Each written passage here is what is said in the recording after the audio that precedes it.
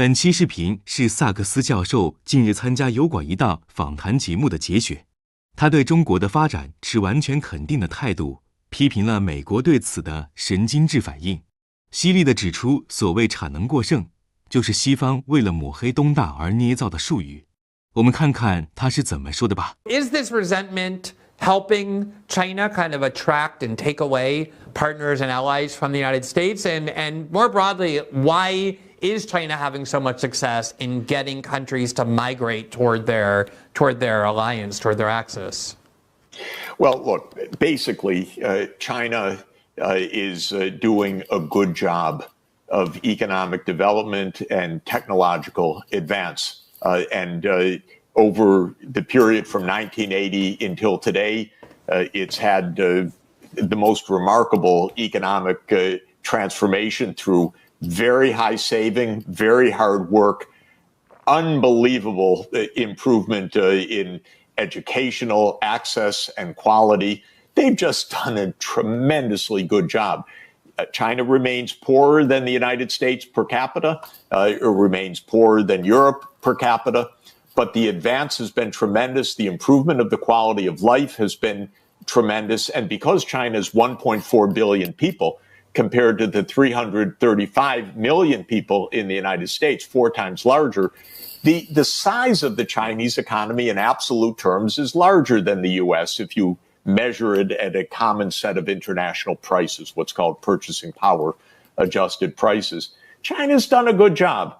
We should be pleased that 1.4 billion people have gotten out of poverty. We should be pleased that China is making available low-cost photovoltaics, electric vehicles, wind turbines at low cost, the things that could make possible the ecological transformation, the energy transformation. Instead, we're in a profoundly neurotic state in the politics in this country's leadership. China must be an enemy because it's large and successful. Basically, what's happening is China is a threat to U.S. hegemony. It really is. It's not a threat to the U.S. It's not a threat to you. It's not a threat to me. It's not a threat to taking over the United States at all.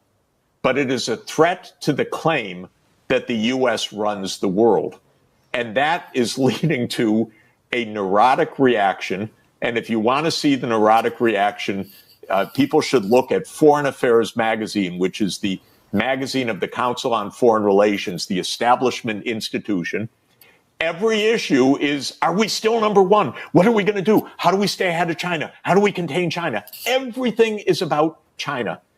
Not because China's threatening us, but because China is showing we don't run the world the way we like to think we run the world. So most of the world is not gravitating to China.